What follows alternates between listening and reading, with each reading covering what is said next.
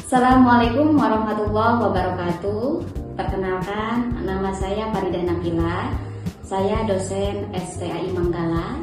Kebetulan mengajar di jurusan Ekonomi Syariah, mata kuliah pengantar filsafat di semester 2.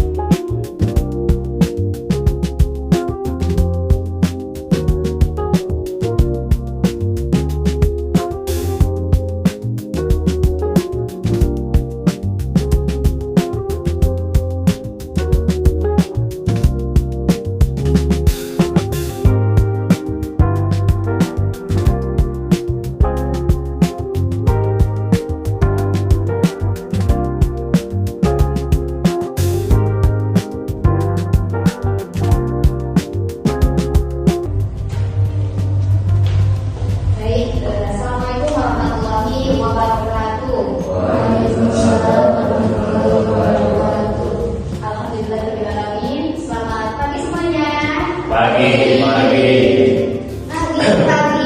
Gimana? Oke. Alhamdulillah semua hadir ya. Hari ini nampaknya rekan-rekan masih semangat mengikuti perkuliahan. Hari ini tentunya kita akan melanjutkan materi awal. Kalau di minggu lalu kita ada konten perkuliahan. Hari ini kita masuk pada materi inti, yaitu tentang pengertian hakikat dan tujuan filsafat. Saya rasa rekan-rekan semuanya sudah membaca, tapi kita mengulas kembali apa itu filsafat, apa itu hakikat filsafat, dan apa itu tujuan filsafat. Baik, di sini sudah ada gambar 16, itu kayak apa itu? Membaca ya, membaca. Nah ini rekan-rekan, definisi filsafat itu, filsafat berasal dari Yunani, ya, yaitu filosofia. Filosofia itu berasal dari kata philen, artinya apa? Cinta.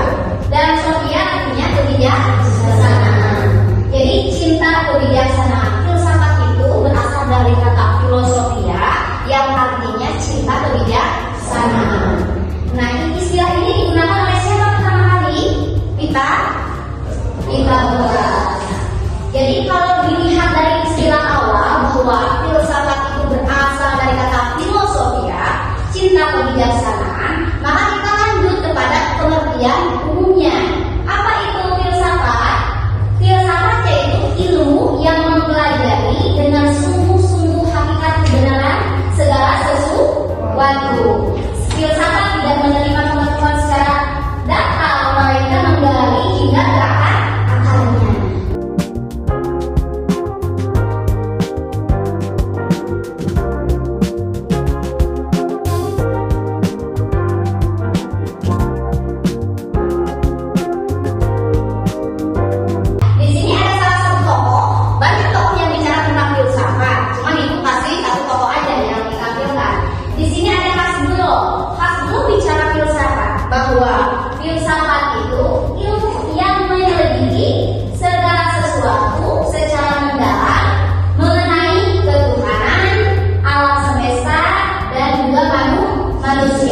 Sehingga diperoleh pengetahuan tentang hakikat sejauh yang dapat dicapai oleh akal manusia. Jadi bisa dipahami ya bahwa filsafat itu proses di mana kita selalu ingin mencari tahu ilmu pengetahuan. Begitu. Jadi berfilsafat itu ada objeknya rekan-rekan. Ya, bahwa objek kajian filsafat itu ada objek materia, ada objek formal. Apa objek materianya? Yaitu mencakup segala sesuatu yang ada, meliputi 3 wilayah. Pertama, hakikat Tuhan, ya, kajian tentang eksistensi dan sifat ketuhanan, bagian daripada pembelajaran filsafat. Yang kedua, alam semesta. Yang ketiga apa? Manusia. Lalu apa? Itu kan objek materianya. Lalu objek formalnya apa? Objek formal dari kajian filsafat yaitu sudut pandang,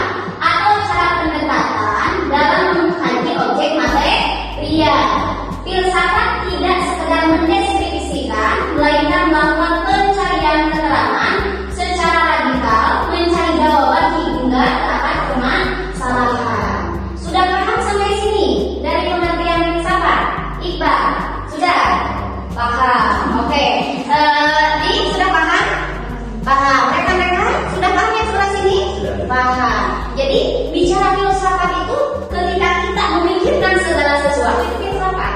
Jadi misalkan kita memahami tentang konteks alam semesta berawal dari apa, dipahami dari mana asal muasal, dari perspektif Islam ataupun dalam kajian sains begitu ya, dicari informasinya, itu adalah proses berpikir filsafat.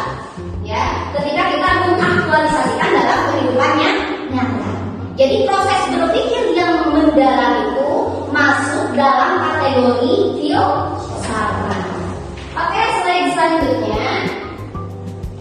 Nah ini tadi bicara tentang objek apa yang dikaji oleh filsafat. Banyak objeknya tentang ketuhanan, alam, manusia, itu bagian daripada kajian filsafat. Sekarang karakteristik filsafat. Karakteristik filsafat itu apa? Pertama yang tadi disampaikan, ciri berpikir filsafat. Berpikir radikal. Apa itu radikal? Berpikir sampai ke akar-akarnya. Ya, tidak berhenti pada permukaan masalah. Jadi selalu ingin mengamati kira-kira apa, kenapa ini bisa terjadi. Begitu ya. Kenapa mesti ada manusia? Kenapa manusia di dunia ini beragam? Kenapa ada berbagai keyakinan? Dipahami begitu ya. Di sini kita dalam Islam kenapa kita diciptakan beragam oleh Allah Subhanahu wa taala? Itu sudah niscaya ada di muka bumi ini gitu ya. Ini bicara apa? Cara berpikir filsafat.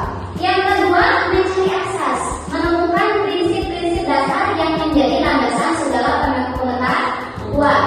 Yang ketiga yaitu memburu kebenaran. Ya, ini ciri berpikir filsafat rekan-rekan.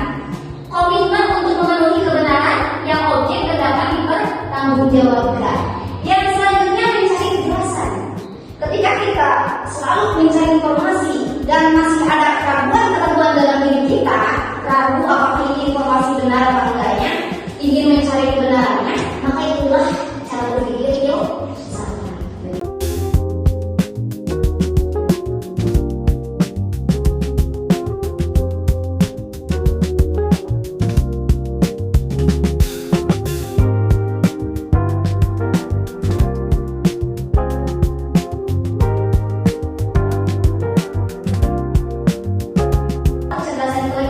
Kecerdasan emosional, kecerdasan spiritual, begitu ya rekan-rekan.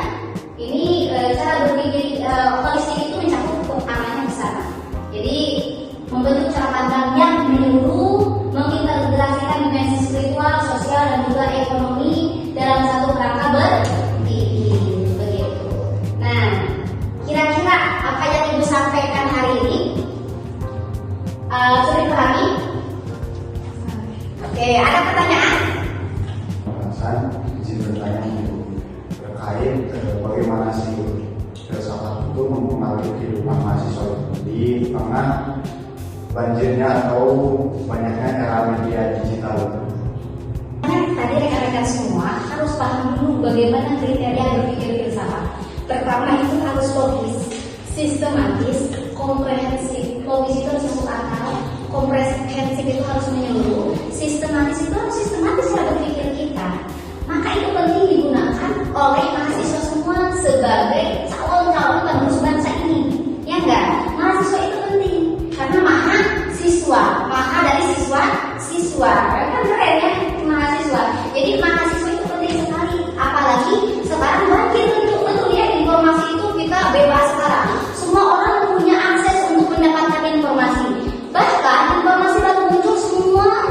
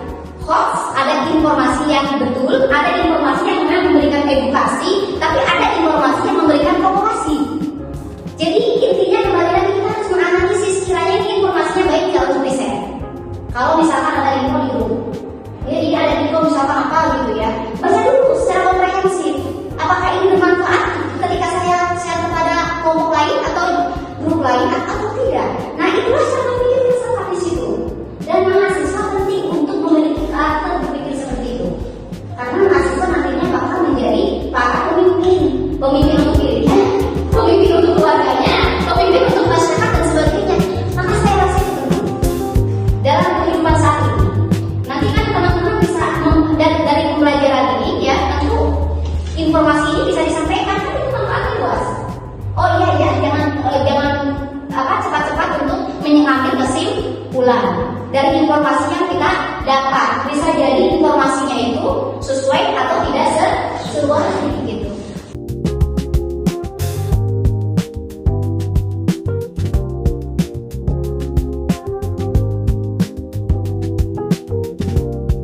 Apa perbedaan antara berpikir biasa dengan berpikir secara filsafat? Oke, berpikir filsafat ketika diimplementasikan dalam contoh tersebut, kita selalu menganalisis informasi yang kita dapat, apakah ini benar gitu ya, selalu dicari dan tidak cepat menyimpulkan. Kalau berpikir biasa biasanya itu relatif cepat menyimpulkan. Kalau filsafat enggak, filsafat selalu menimbang-nimbang, kiranya ini benar apa enggak gitu. Itulah berpikir filsafat, dan itu sangat penting sehingga kita itu tidak mudah terbawa arus. Ya, misalkan ada arus isu hoax gitu ya. Orang-orang yang kena isu hoax biasanya dia tidak membaca secara komprehensif informasi yang didapat. Maka hari ini penting cara berpikir filsafat bukan hanya diimplementasikan dalam perkuliahan, tapi dalam kehidupan sehari-hari, dalam menyikapi isu sosial, bahkan isu-isu di mana kita tinggal gitu kan, banyak isu ya. Di kampung kita misalkan ada masalah apa, ya kita sikapi dengan cara berpikir filsafat. Karena itu penting. Pertama, dalam kajian keislaman, kita kan tidak harus menjustifikasi misalkan ketika ada orang yang salah, seperti itu kan. Baiknya dalam Islam itu seperti apa? Kalau ada orang yang salah, didoakan dan tidak dicari kakak kayak gitu. Sebenarnya itu relevan dengan kajian filsafat. Dan itulah perbedaannya. Jadi tidak cepat menyimpulkan, selalu berpikir secara mendalam gitu ya. Itu.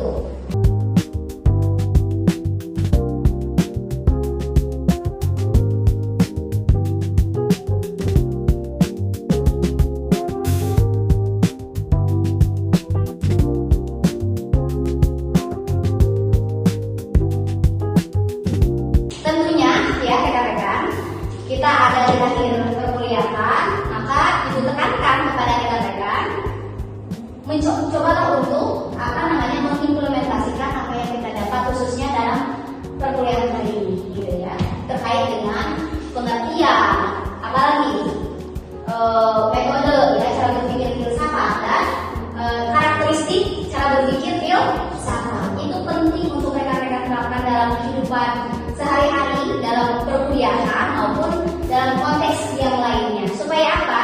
Supaya rekan-rekan bisa berpikir logis, sistematis dan juga komprehensif sesuai dengan tema kita hari ini.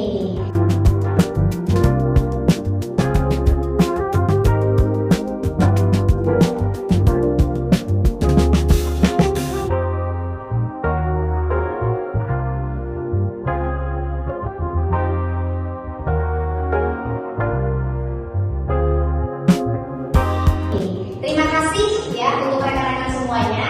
Semoga di minggu depan nanti Ibu akan memberikan tugas yang akan baca materi yang selanjutnya. Nanti kita akan refleksi apa yang sudah dibacakan oleh rekan-rekan semua sebelum kita memulai perkuliahan. Terima kasih ya untuk semuanya. Semoga sehat selalu. Semoga kebahagiaan ya, kemudahan selalu menyertai rekan-rekan mahasiswa semua. Jangan lupa kecil apapun yang kita dapat hari ini dari diskusi hari ini, cobalah untuk mengimplementasikan dalam kehidupan praktis atau kehidupan nyata. Itu saja, terima kasih. Kita akhiri dengan mengucapkan hamdalah bersama-sama. Alhamdulillah.